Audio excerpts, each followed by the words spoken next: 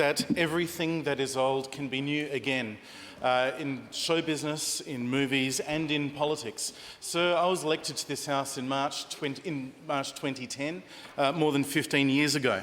At the time, already here were the members for West Torrens, yourself, sir, the member for Mawson, the member for Frome, as was then now Stewart, the member for Unley and the member for Hammond. 8 of them, sir, and in the Legislative Council, Michelle Lensink and Russell Wortley.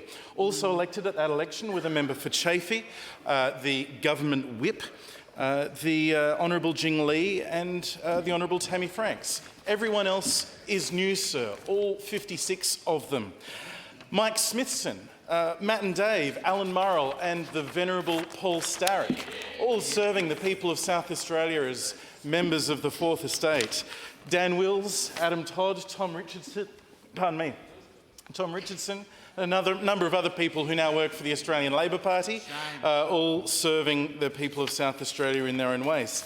Mike Rann was the Premier of South Australia. Sir, he was known as Media Mike because there wasn't a policy issue, a public appointment or a public issue, a political issue of any scope that couldn't be reduced to the question of how would it make him look on the telly that night. He enjoyed being on the telly. He was an early adopter of social media to enhance his image. He oversaw enormous spending on government advertising campaigns to promote himself and his government.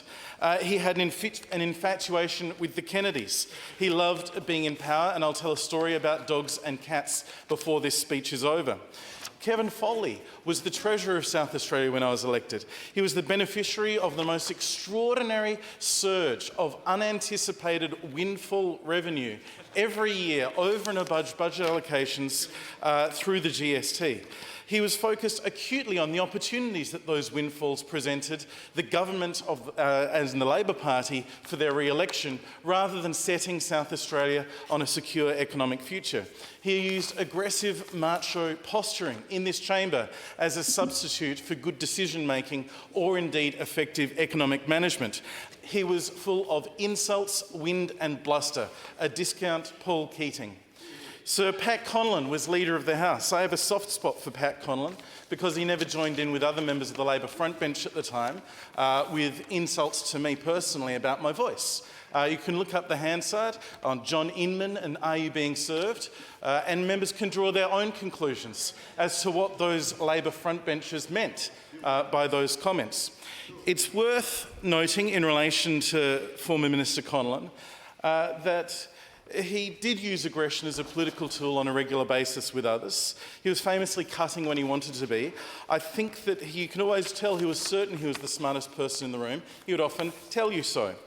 John Hill was the softly spoken health minister who introduced ramping and transforming health. His shtick in question time was to talk softly and at length so that everyone would be bored out of having an interest in his portfolio. So it's worth reflecting on the current government.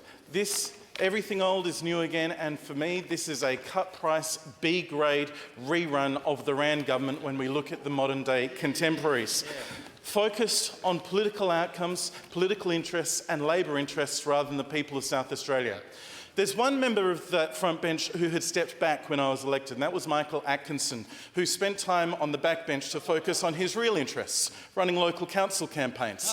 But his political legacy will not be as Speaker so much as Attorney General, and it was in that role where his legacy deserves to be remembered as the author of the Summary Offences Consumption of Dogs and Cats Amendment Bill. The story goes that Mike Rann heard on talkback radio that somebody had barbecued a dog in their backyard. And he saw a political opportunity to jump on and said that he would stamp it out.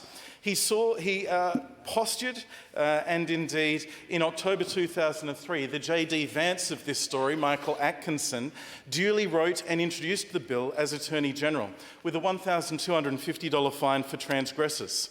In introducing the bill, Atkinson said, and I quote, "The practice of eating dogs or cat meat is common in several Asian countries, most notably China, Vietnam and Korea." He went on to admit that the government had no evidence that this had ever happened, but introduced the bill anyway, and it sits on our statutes. The bill remains on our statutes. I'm not aware of any opportunity for it ever to have been used, but I encourage those across the chamber to reflect on the opportunities to enhance debate in this place, rather than to opportunistically serving their political ends at all times, as that government did, as this government did, and we should all be focused on the people of South Australia instead.